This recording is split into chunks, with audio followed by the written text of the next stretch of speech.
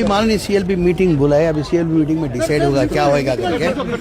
CLP meeting में मालूम पड़ेगा क्या होएगा करके। इंस्ट्रक्शन आया है सर दिल्ली से, कहा गया है कि whatever high command take decision, we are with high command.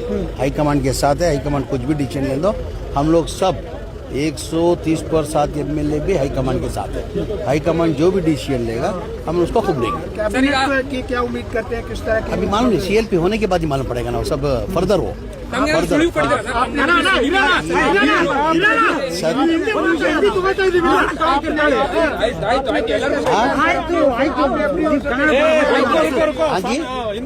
अपनी ओर से पेश किया है अपना मंत्रिमंडल के लिए? नहीं, हमला अभी कुछ नहीं है, मंत्रिमंडल बाद में सेकेंडरी में। पहले सीएलपी मीटिंग के अंदर कौन मुख्यमंत्री होएगा करके डिसाइड होने के बाद मंत्रिमंडल बाद में होता है, मंत्रिमंडल अभी नहीं होता है। लेकिन दिल्ली तक तो लोग काफी लोग गए सर। जा रहे सब लोग कोशिश करते हैं, कोशिश करना मना नहीं है ना। हर एक आदमी को अरमान रहती है, हर एक आदमी को ये रहता है कि मैं भी मंत्री बनूं करके।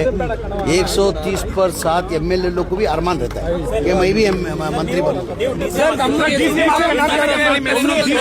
ಈಗ ಸದ್ಯಕ್ಕೆ ಅದು ಪ್ರಶ್ನೆ ಬರಲ್ಲ. ಮೊದಲೇ CLP ಮೀಟಿಂಗ್ ಅಲ್ಲಿ ಯಾರು ಮುಖ್ಯಮಂತ್ರಿ ಆಗ್ತಾರಂತ ತೀರ್ಮಾನ ಮಾಡ್ತಾರೆ, ಅದಾದ್ಮೇಲೆ ಸೆಕೆಂಡ್ ಇದೆ, ಅದಾದ್ಮೇಲೆ ಆಗೋದಲ್ಲ.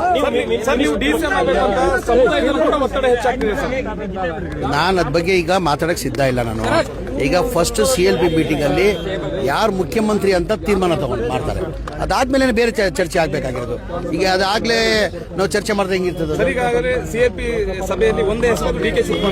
ಗೊತ್ತಿಲ್ಲ. ಯಾರನ್ನ ಈಗ ಹೈಕಮಾಂಡ್ ಯಾರ ಹೆಸರು ಹೇಳ್ತಾರೆ, ನಾವು 137 ಜನ MLAಗಳು ನಾವೆಲ್ಲ ಹೈಕಮಾಂಡ್ ಡಿಸಿಷನ್ಗೆ ನಾವು ಬದ್ಧ ಆಗಿದ್ದೀವಿ.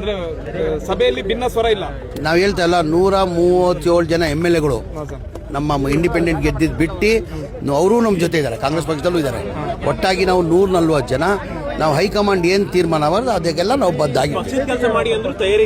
ಎಲ್ಲದಕ್ಕೂ ತಯಾರು, ಎಲ್ಲದಕ್ಕೂ